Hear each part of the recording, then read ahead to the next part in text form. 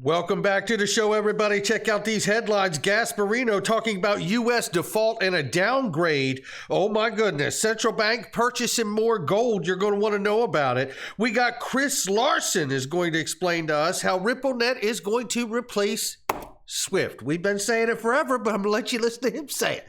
We got Quincy Jones today. James Wallace from Ripple. We got the magic behind crypto and the crypto winter.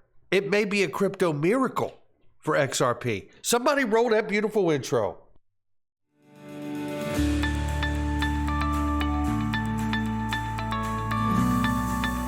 Digital Perspectives with Brad Kimes. Come on in.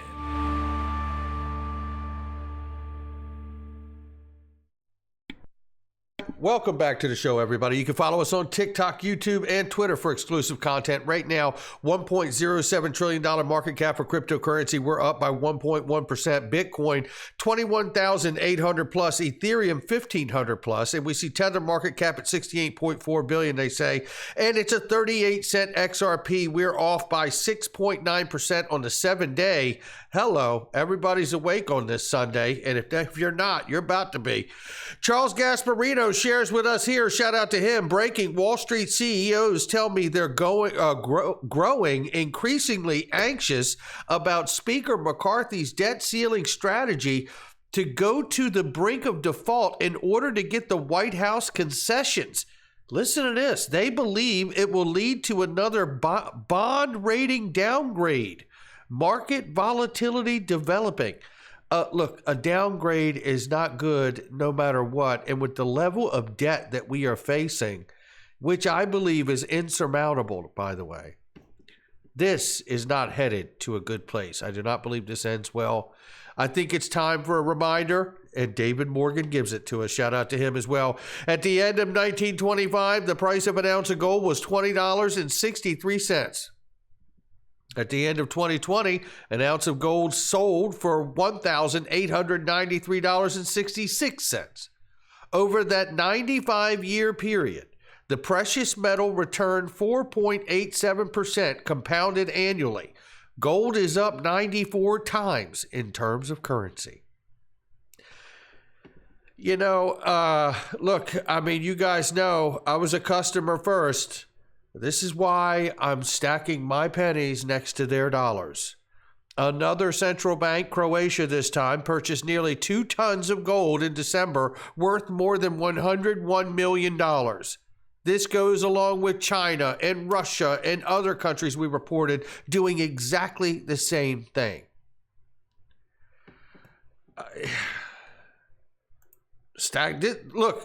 Stacking my pennies next to their dollars is what I do with Glint. Right? That's my version of what the central bank is doing. That's how I'm doing it. I'm just trying to do what I see them doing.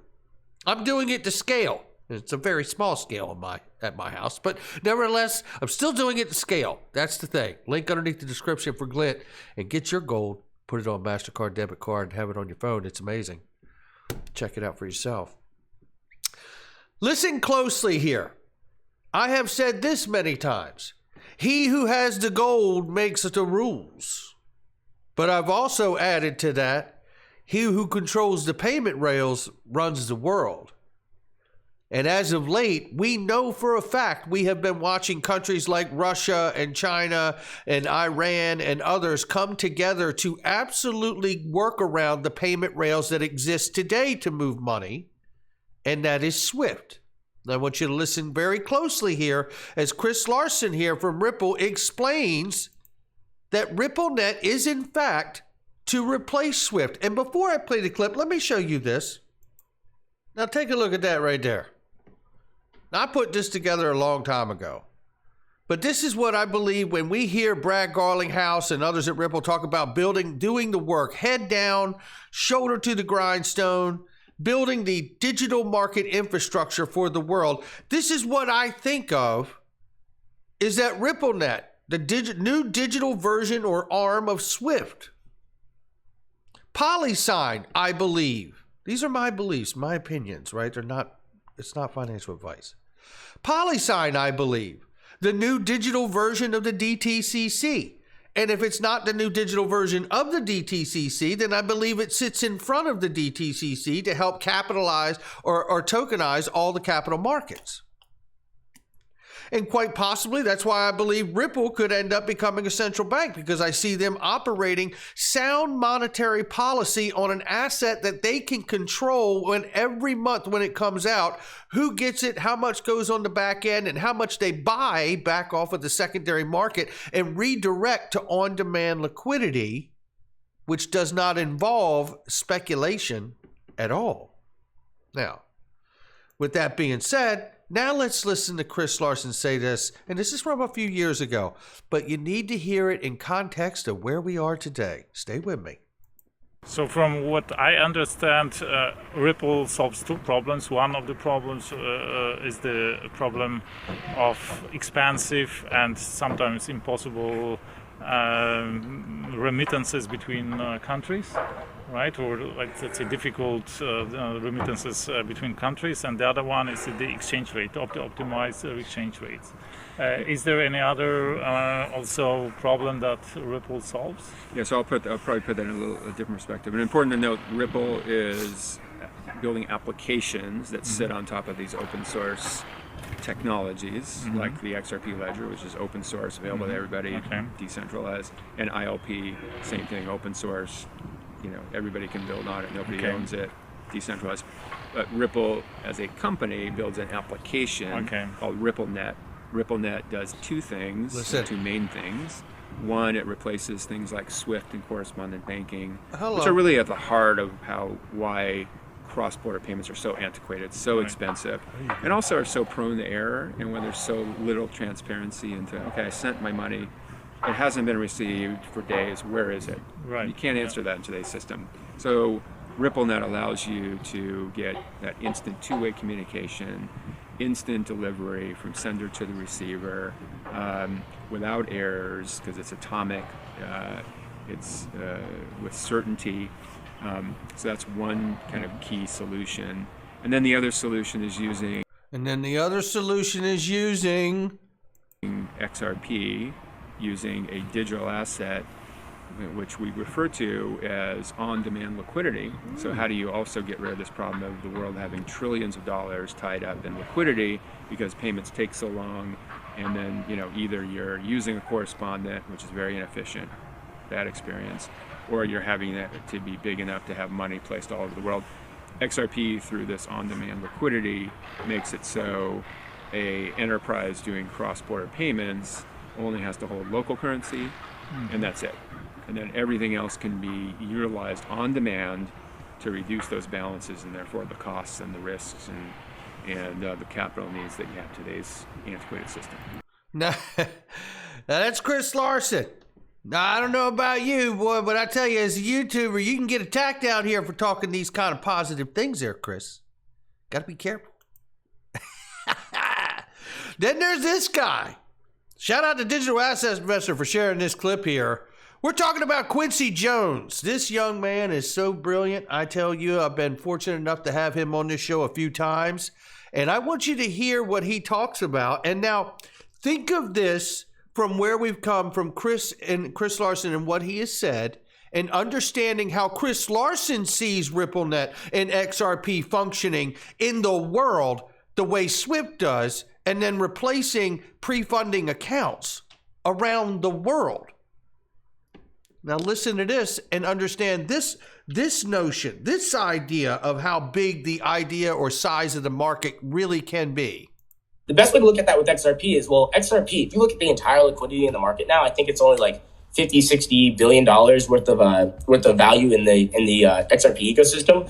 And I hate like sort of comparing it to this. The biggest thing that you really want to look at is, well, what's everything that you plan on seeing on XRP? Add up all those assets together, whether it's currencies, bonds, stocks, blah, blah, blah, whatever. And you don't want to look at the actual value. You want to look at the overall volume happening on those networks, and you want to sort of anticipate what the future volume may be. You got to remember, the volume on these networks now are high, but they'll be higher on XRP because they'll be faster, more efficient, they'll be cheaper. You see what I mean? You'll end up getting a exponential effect of being able to do more transactions for cheaper on the network because it's able to do it more efficiently than it was able to do it before. So that's sort of the way you really want to look at it. And I wouldn't even really look at it in price. I would look at it more in terms of like market cap, because it's one of those things where it's liquidity in the market, and market cap is just going to be determined based off of how much liquidity is in the market, based off the assets on it, based off the volume, based off of all of that. And it's one of those things where all of these ecosystems, not even just XRP, but all of these ecosystems are going to have comparable market caps to a lot of the financial ecosystems we see now, mostly because those old ecosystems are going to reside on these new public chains. Does that make sense? It sure does. It sure does. And he goes on to break down just how big these markets are, but you get the point of it, right? I think you do. Then there's this reminder. I took a caption from James Wallace, the head of central bank engagement for Ripple. Shared out to Kurt Mo for you. Good to see you. Hope to see you in Vegas too, by the way. Which central banks are you working with? James Wallace answered back at that particular, I think it was a conference or an interview. It might have been on Tony's Thinking Crypto. Shout out to him as well. We're working with many of them, he says. They're mostly under non-disclosure agreements. So I'm not at liberty to share the details. We're working with each continent apart from Antarctica. Who else could say that? We're working with each continent as far as central banks are concerned, apart from Antarctica. And I don't know about any central banks in Antarctica, but, hugely promising what I see happening here and developing. Then there's this thread right here. And shout out to JV for kicking all of this off. He shared a thread here, just very quickly, just to level set here. He was making he was sharing a tweet from Daddy Lender here, who was really making the argument that clearly that is an investment contract that meets the Howey test between XRP. However, Bill Morgan here, and shout out to Bill, he's seeing this and reading the tea leaves from the legal analyst side. And I think he's got it spot on. And I think that's why we've heard Jeremy Hogan. We've heard John Deaton. Shout out to both of those gentlemen.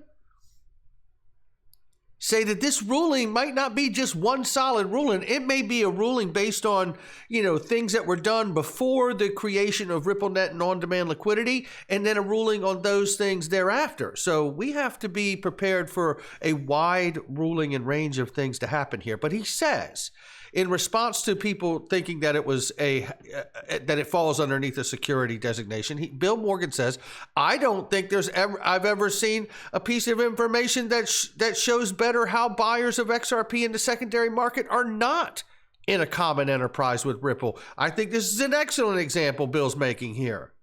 Ripple sales of XRP these days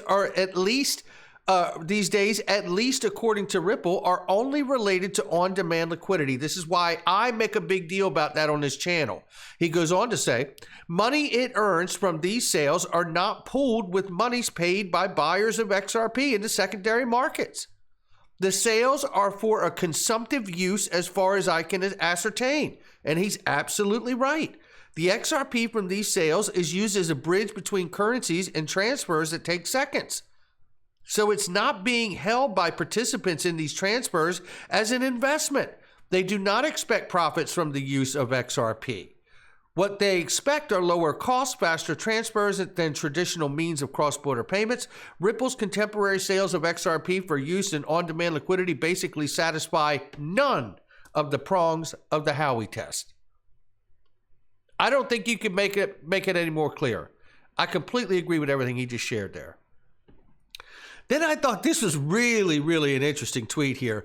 Knowing that we are in the middle of a crypto winter, whoo, is it cold out here. David Schwartz shares this here, and this is what my take is of it, not his, but mine. Everything is a matter of perspective, David Schwartz says. For the lobsters in the galley, the sinking of the Titanic was a miracle. I say to you, if the crypto space and the cascading effects of FTX and the regulatory vagueness and approach of regulation by enforcement of the SEC is in fact the crypto winter and the Titanic, then maybe, just maybe, the SEC versus Ripple case and XRP becomes the lobsters in the galley. And what we see is the sinking of the Titanic, and this crypto space as we know it may turn out to be the miracle for XRP, which actually has real use case and ability for the world and the shape of the scene that we're moving into. That's what I see. Not financial advice from me or anyone else, ladies and gentlemen. That's going to do it for me. Make sure you hit the like and subscribe, leave a comment below. Head on a swivel. You just never know. Maybe Michael S. Barr, the architect of Dodd-Frank Act, which brought us him and the architect of FSOC, which can deem things systemically important. Maybe, just maybe, now that he is the federal VP, Board of Governors, maybe, just maybe, he's got the knowledge to understand, to not be scared of this technology, but how to help government understand how to best use it. I'll catch all of you on the next one.